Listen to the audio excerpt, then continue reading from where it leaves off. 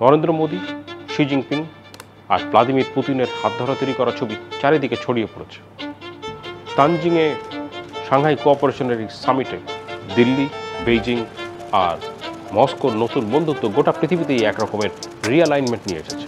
কিন্তু দিল্লি আর বেইজিং, যাদের মধ্যে অনেকদিন পর্যন্ত মুখ দেখা দেখি পর্যন্ত ছিল না, তাদের হঠাৎ বন্ধুত্বের কারণ কি? আর অন্যদিকে দিল্লি আর ওয়াশিংটন ডিসি, তাদেরই বা মন কষাকষির কারণ কি? এই নিয়ে আজকের স্টার এক্সপ্রেস। কয়েক মাস আগে ভারত আর পাকিস্তানের যে যুদ্ধ শুরু হয়েছিল, কয়েকদিন পরে সেটা সিজ ফায়ার হয়েছিল। সিজ ফায়ারের সময় থেকেই ডোনাল্ড ট্রাম্প দাবি করে আসছেন যে এই সিজ ফায়ারটা তার কারণে হয়েছে।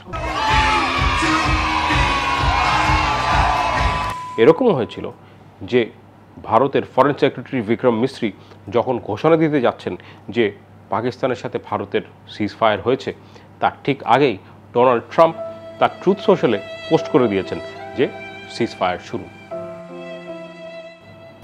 মার্কো রুবিও দাবি করছেন যে আমেরিকার মধ্যস্থতায় দুই পক্ষ বেশ বিভিন্ন বিষয় নিয়ে আলোচনা শুরু করে দিয়েছে। এমন হয়েছে যে বিক্রম মিস্ত্রি তখন তার ঘোষণার শেষে, তার যে প্রেস কনফারেন্স ছিল, সেই প্রেস কনফারেন্সের শেষে সাংবাদিকদের প্রশ্নের উত্তরে বলতে বাধ্য হয়েছেন, আপনারা কি আমাকে বিশ্বাস করেন না ট্রাম্পকে? ট্রাম্পের সাথে নরেন্দ্র মোদীর বলা যেতে পারে অনেকটা কথা কাটাকাটি, কিছুটা মন কষাকষি বা ঝগড়া, সেটা শুরু হয়েছিল জুনের 17 তারিখ। নিউ ইয়র্ক টাইমসের একটা প্রতিবেদন অনুযায়ী জুনের 17 তারিখ ডোনাল্ড ট্রাম্প ক্যানাডায় G7 সামিট থেকে হোয়াইট হাউসে ফিরছিলেন। যাবার পথে প্লেন থেকেই তিনি নরেন্দ্র মোদীকে ফোন করেন। 35 মিনিটের সেই ফোন আলাপের পর থেকেই বলা হচ্ছে তাদের সম্পর্ক খারাপ হচ্ছে, বেশ শীতল, আর শীতল থেকে কিছুটা রেশারেশির মধ্যেও চলে গেছে। সেই যে ফোন কল, সে সময় ডোনাল্ড ট্রাম্প নরেন্দ্র মোদীকে বলেন, যেরকম অনেকবার এর আগে বলেছিলেন, যে পাকিস্তান আর ভারতের যে যুদ্ধ সেটা থামাতে পেরে সে খুবই আনন্দিত, তার জন্য সে নিজে বাহবা তো দাবি করছেই। পাশাপাশি নরেন্দ্র মোদীকে এটাও জানান যে পাকিস্তান তো আমাকে নোবেল প্রাইজের জন্য মনোনয়ন দিচ্ছে। তার বক্তব্যের তাৎপর্য এই যে পাকিস্তান যখন দিচ্ছে, তোমরাও আমাকে নোবেল প্রাইজের জন্য একটু মনোনয়ন দাও। নরেন্দ্র মোদী সেই কথায় খুব একটা মা দেননি। তিনি শক্তভাবে বুঝিয়েছেন যে না, তোমার কথা শুনে, আমেরিকার কথায় ভারত পাকিস্তানকে ছাড় দিতে রাজি হয়নি। ভারত এবং পাকিস্তানের সিজ ফায়ার তাদের নিজেদের মতো করে হয়েছে, অন্য কারো কথায় এটা হয়নি। এটা এস্টাবলিশ করাটা খুবই জরুরি ছিল সেখানে। পরে আসছি সে ব্যাপারে। আরেকটি বিষয় সেখানে যেটা হয় সেটা হচ্ছে এই 35 মিনিটের ফোন আলাপে ডোনাল্ড ট্রাম্প নরেন্দ্র মোদীকে G7 সামিট থেকে ফেরত যাওয়ার পথে হোয়াইট হাউস ঘুরে যাওয়ার জন্য দাওয়াত দেন। কিন্তু নরেন্দ্র মোদী সেটাও প্রত্যাখ্যান করেন। এর পেছনে আবার অন্য একটা কারণ ছিল, কারণ সেই সময় পাকিস্তানের যে সেনাপ্রধান, তিনি হোয়াইট হাউসে মধ্যাহ্নভোজ করতে যাওয়ার কথা। নরেন্দ্র মোদীর যে অন্যান্য অফিসিয়ালরা আছেন, সেই সমস্ত কর্মকর্তারা বলছিলেন, নরেন্দ্র মোদীকে সাবধান করে দেন যে কোনো ক্রমে যদি সেই পাকিস্তানি সেনাপ্রধানের সাথে নরেন্দ্র মোদীকে এক রুমে দেখা করিয়ে দেন এবং কোনো ক্রমে যদি হাত মেলাতে বাধ্য করেন, তাহলে খুবই বেকায়দা হয়ে যাবে এবং সেটা তো কোনো রকমই গ্রহণযোগ্য হতে পারে না। সেই জন্যে এই কথা চিন্তা করে বা এইটা সন্দেহ করে আগে থেকেই তারা ট্রাম্পের হোয়াইট হাউসের যে নিমন্ত্রণ সেটা প্রত্যাখ্যান করে। 35 মিনিটের ফোন আলাপ, এতে বেশ কয়েকটা ঘটনা ঘটে যায়।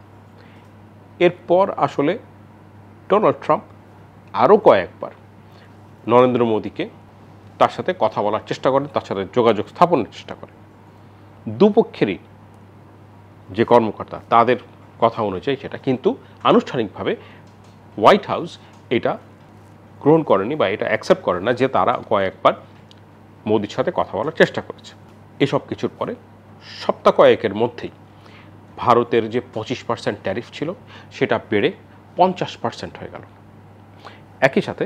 এবং তখন দেখা গেল পৃথিবীতে খালি দুটো দেশ এই 50% আছে। একটা ব্রাজিল, যেখানকার সরকার ট্রাম্পের অত্যন্ত পছন্দের মানুষ, তাদের প্রাক্তন প্রেসিডেন্ট জায়ের বোলসোনারোকে বেশ একটু শাস্তি দিচ্ছে। আর অন্যটা হচ্ছে ভারত। এই বছরের শেষ ভাগে ভারতে যে সামিটে যাবার কথা ছিল ট্রাম্পের, সেখানে যাবার কথা রাজি হয়েছিল বলে তিনি বলেছিলেন নরেন্দ্র মোদীকে, সেটাও তিনি ক্যান্সেল করে দেন এবং বলেন যে তিনি যাচ্ছেন না সেখানে। ভারতের বিশেষ করে বিজেপির প্রধান এবং এখনকার প্রধানমন্ত্রী নরেন্দ্র মোদীর যে ইমেজ, সেটা খুব শক্তিশালী, শক্তপোক্ত একজন প্রাইম মিনিস্টার, বেশ প্রদণ্ড প্রতাপশালী বলা যায়। সেই প্রাইম মিনিস্টার যদি আমেরিকার কথায় পাকিস্তানের সাথে একটা বোঝাপড়া করতে, তার সাথে সিজফায়ারে রাজি হয়ে যায়, তাহলে এতদিন ধরে তৈরি করা তার যে ইমেজ, সেটা একেবারে ভেঙে চুরমার হয়ে যাবে।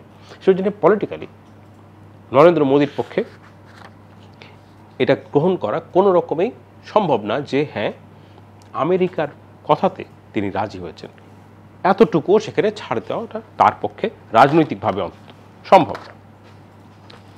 আরেকটি বিষয়, সেটা হচ্ছে যে এর পেছনে আবার আছে কাশ্মীর। কাশ্মীর যেখানে সম্পৃক্ত, সেখানে অন্তত ভারতের মানুষের কাছে, ভারতের চেয়ে দুর্বল একটা রাষ্ট্র পাকিস্তান, তার কাছে সে নমনীয় হবে আমেরিকার কথা শুনে, এটা হতেই পারে না। অন্যদিকে তার যে রাজনৈতিক প্রতিপক্ষ, নরেন্দ্র মোদীর যে রাজনৈতিক প্রতিপক্ষ, তারা আবার দেশের ভেতরে এই পুরো জিনিসটা, অর্থাৎ মার্কিন প্রেসিডেন্টের সাথে নরেন্দ্র মোদীর বন্ধুত্ব এক রকমের শক্তি, এটা একটা সম্পদ, এটা আমার কাজে লাগবে, এইরকম হবার কথা, এবং সেভাবেই সেটা চারিদিকে প্রচার করা হয়েছে। কিন্তু এইখানে দেখা যাচ্ছে যে এখন এই মার্কিন প্রেসিডেন্টের সাথে বন্ধুত্ব একটা দুর্বলতা। এই বন্ধুত্বকে কাজে লাগিয়ে আমেরিকা ভারতকে নমনীয় হতে বাধ্য করছে, সেরকমও কিছু দেখানো যাবে না। সেই কারণেও ট্রাম্পের এই যে দাবি যে সেই যুদ্ধটা থামিয়েছে, এটার সবসময় বেশ ভালোভাবে বিরোধিতা করে আসছে এবং এটাকে প্রত্যাখ্যান করছে বারংবার। এবং এটা বোঝানোর চেষ্টা করছে ভারত যে আমি আমেরিকার সামনে অনড় ছিলাম, তার কথা শুনি নাই, আমি এবং পাকিস্তান আমরা নিজেদের মতো করে বসে একরকমের সিজ ফায়ারে পৌঁছেছি। এই জিনিসটা ট্রাম্প অবশ্য কোনোভাবেই বুঝতে পারছে না, এবং তার একটা উদ্দেশ্য হচ্ছে যে একটা নোবেল প্রাইজ তার পেতে হবে। সেই কারণে সে বারবার করে এমন জায়গায় ভারতকে নিয়ে যাচ্ছে এবং এমন কথাগুলো সাজেস্ট করছে যেটা ভারত প্রত্যাখ্যান করতে বাধ্য হচ্ছে। সেটা হচ্ছে এই যে এখন পর্যন্ত গত প্রায় কাশ্মীর নিয়ে পাকিস্তানের সাথে বিবাদ ৭৬-৭৭ বছর ধরে, এই এত বছরের ইতিহাসে ভারত এটা মোটামুটিভাবে এস্টাবলিশ করেছে যে অন্তত কাশ্মীর প্রশ্নে পাকিস্তানের সাথে তৃতীয় কোনো পক্ষের কোনো রকম সাজেশন, কোনো রকম কথাবার্তা বা পরামর্শ তারা গ্রহণ করবে না। তারা শুধুমাত্র পাকিস্তানের সাথে দ্বিপাক্ষিকভাবেই এটা নিয়ে ডিল করবে। সেখানেও একটা বাদ ছাড়ছে ডোনাল্ড ট্রাম্প, এবং সেজন্যে মোদি ট্রাম্পের কাছ থেকে বেশ খানিকটা দূরে সরে গিয়ে শি জিনপিং আর ভ্লাদিমির পুতিনের সাথে ঘনিষ্ঠ হচ্ছে।